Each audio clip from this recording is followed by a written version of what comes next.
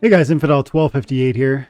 Today I want to check in with a comment from the recent town hall where Matt was discussing the most important next step for Splinterlands. He's talking about player adoption. He's talking about growing our player base. It's more important than anything else in his opinion. More important than keeping the players we already have for reasons he's going to explain in the clip we feature. And then after I hear his thoughts, I want to add my own around the significance of that aim and how we are going to get there. So if that sounds interesting, stick around and stay tuned. My name is Dwayne Cunningham. I go by Infidel 1258. You can call me 12. And we cover Splinterlands on this channel every day because it's changed my life and I think it might change yours. So if that sounds interesting, stick around. Let's get into it. So I have it queued up here. We're at 37 minutes and 14 seconds from the town hall 2 weeks ago. And yeah, he's going to talk about the singular focus for Splinterlands in the coming months or weeks. Let's see what he says. I kind of wanted to start with what I think is the most important thing for everything, the new business, the business as a whole, the ecosystem, asset prices, everything. And it's really on new player onboarding. Like we haven't even really to date ever focused on like how do we bring new players into the game and turn them into, you guys, our community that sticks around and supports us. And part of that's because that's never suggested, right? I mean, it's like, it's suggested generally like, hey, we should do that. But on all of these town halls and all the SPS proposals and all the DMs I get, there's idea after idea after idea of things we should do in the game. And the thing is, most of them are good ideas, right? They're not bad things. Some are, in my opinion, but most of them are like, yeah, that would be great. That would be fun. That's a neat feature. Like we should do that. And we hear from the community, why haven't you done this? We've talked about this for so long, and we just keep, month after month, year after year, we work on all these things, and then what we don't do though is look at what happens when new people come to this game. And there was even a suggestion recently that we don't focus on that and we focus more on getting our existing players to stick around. And I'm like, well, that's what we've been trying to do. And, those comments usually come with, oh, if you do X, Y, and Z, then players aren't going to leave as much. But the problem is, for every one person who thinks we should do X, some people think we should do the exact opposite. So if we do X, then the people who think we should do the opposite might leave. And if we, don't do X, then those people think we might leave. And so it's been difficult. And, one of the things also is that if we focus on just simply trying to keep players from leaving, then even if we are completely successful at that, we effectively will get it from going downhill to maybe flat at best. Like that's the best we can possibly achieve. Whereas my goal and what we need to do is we need to grow significantly. So one of the things I want to announce or make sure everyone's aware of is that my plan is we are going to start focusing more of our resources on getting new players in and making sure they have a good experience when they come in, so that they hopefully become avid players and participants in the ecosystem. And so what that So I'm going to stop there for a second, but there's a bit more I want to hear. He said a couple really important things. The first is he talked about the idea that if our goal is either to retain existing players or to obtain new players, if those goals are separate, the one that has to be focused on is getting new players. Why? Because if we retain all existing players but never get a new player, that is at best stagnation. Do you see that? Even if we never lost another player ever, and imagine that, like what, we're never going to die? What, we're never going to get sick of this game? What, we're never going to want to cash out? There's always going to be an attrition. There's always going to be a certain degree of player loss. Whether they're leaving because they don't believe in it anymore, whether they're not having fun anymore, whether they found something new and cooler, or whether they just want to move on for just, no significant reason at all. There's always going to be a player decline. So even if your goal is retention of players, which is always admirable and desirable and preferable, but it can't be held up in isolation. There has to be an intention and an attempt to find and attract and then retain new players. And so he's saying sometimes people want us to focus on player retention and ensuring the old money never leaves. And he says, look, he doesn't use any numbers, but like if we say we have 3,000 players, 5,000 players, in the game, clearly we want more than that. Like 500,000 players wouldn't be too many. 5 million players. I'm saying if you're shooting for the stars, if you're imagining the best of the best, you're not thinking 5,000 is the top. And if we go to Splinter Cards, people have said this before, but if you look at the land rich list on Splinter Cards, you see that there's about 4,200 accounts. There's 4,198. Lady Medusa as one plot. That's one piece of information that might imply there's about 4,000 or 6,000. Maybe, like I say 6,000 because not every player of the game owns a plot of land. So does that mean there's 5,000 human players? Maybe 6,000, maybe 10,000? I don't know. And then there's other ways to track that data, but I'm not trying to argue how many we've got. I'm just trying to say we don't have 50,000. We don't have 500,000. So if we want to grow, where are we aiming? Are we aiming for a 10% growth of the player base, a 1% growth? No, man, we're like 100x, like something crazy. We're hoping that this game might change gaming itself.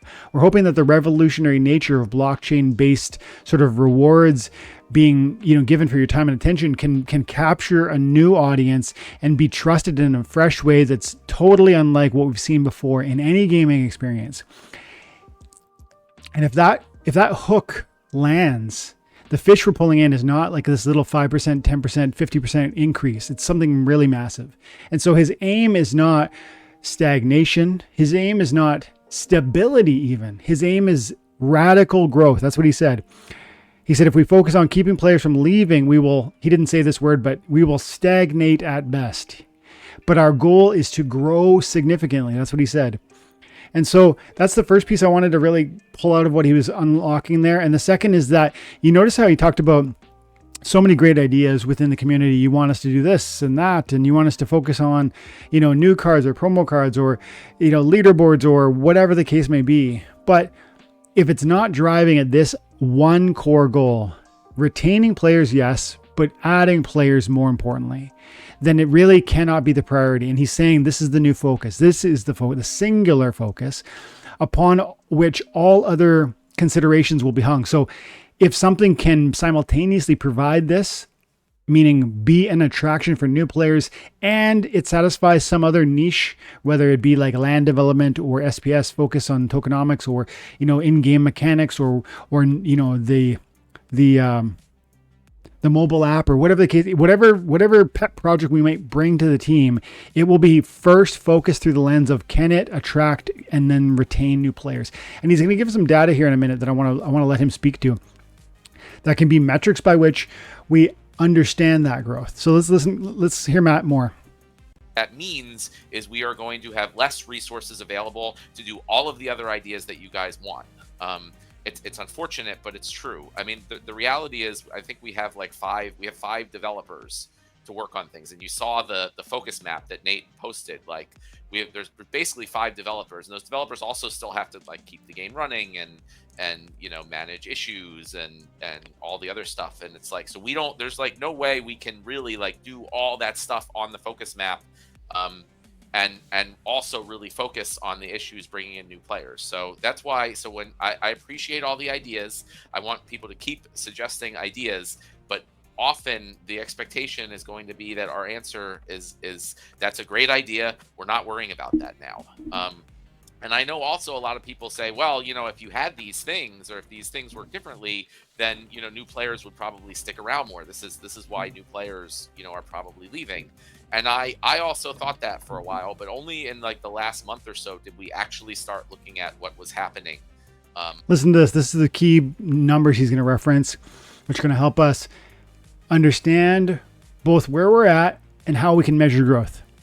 With people coming into the game, and it was pretty eye-opening, and also I think in a way pretty exciting. So like one thing I want to share, and you can see this, I don't know if anyone looks at like the Peak Monsters dashboard page that they have with like stats about the game, but we have about 100 signups to the game every single day.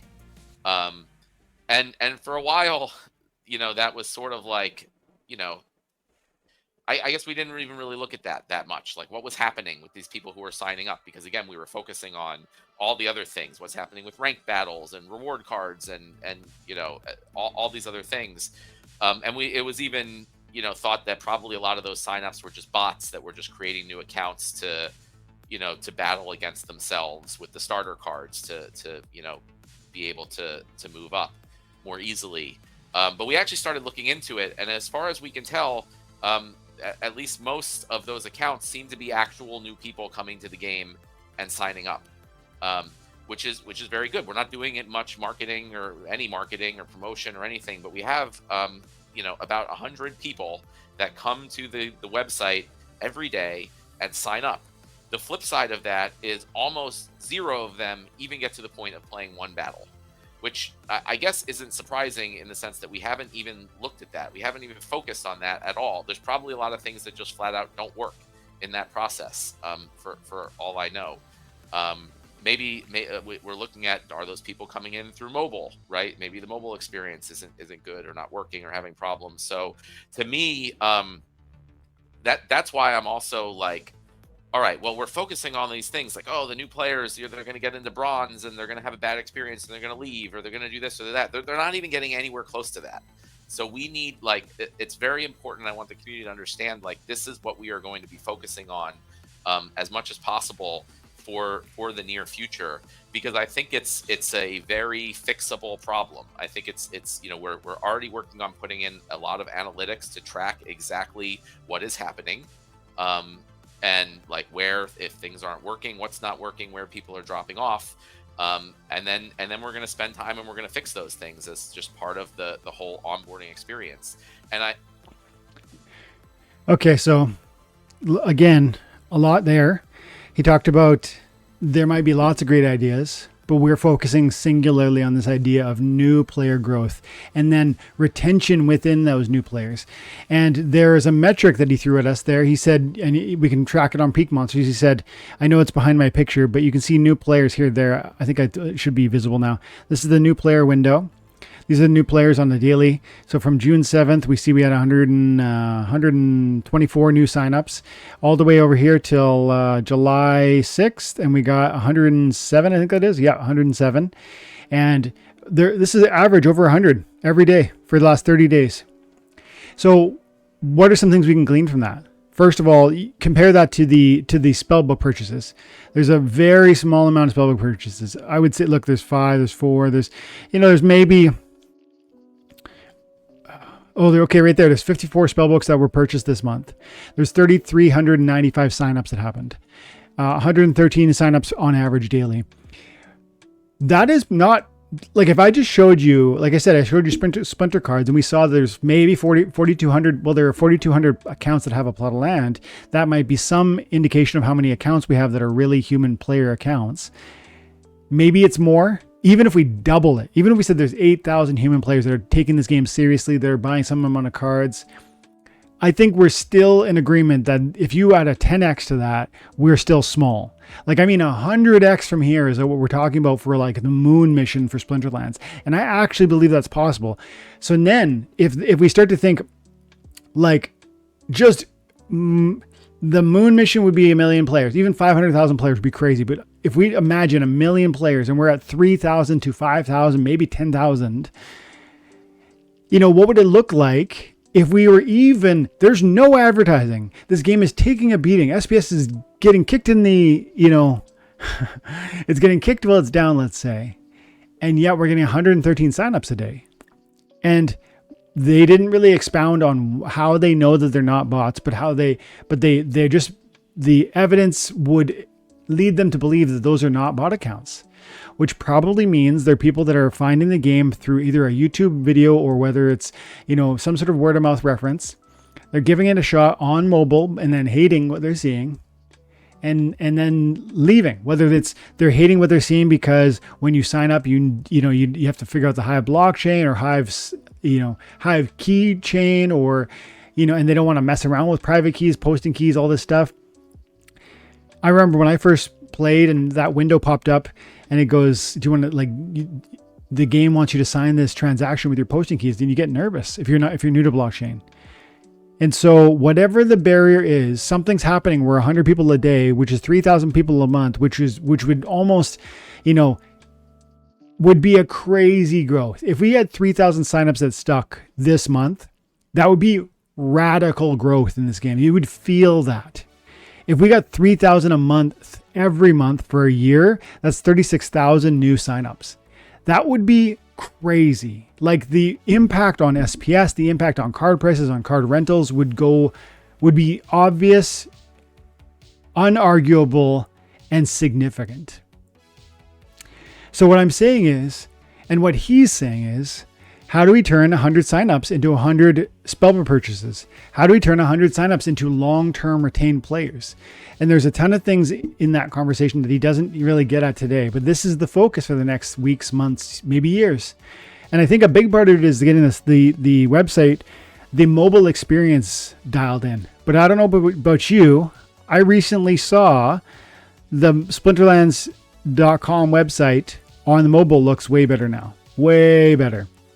I'm looking at it now on my phone, and the team submission, it's not just a miniaturized version any longer of what used to be. It's not a miniaturized version of the web page. It's, with the big play now button. Yes, it has that, but it's formatted, and you can't see it, I'm sure, but it's formatted to fit the screen. I'm queuing up a battle right now, and if I create team on my phone, it's got it's all vertically viewable. It's got larger icons than it ever did before. It just looks better. And that's one small way that they can move the needle to helping those players stick around and stay.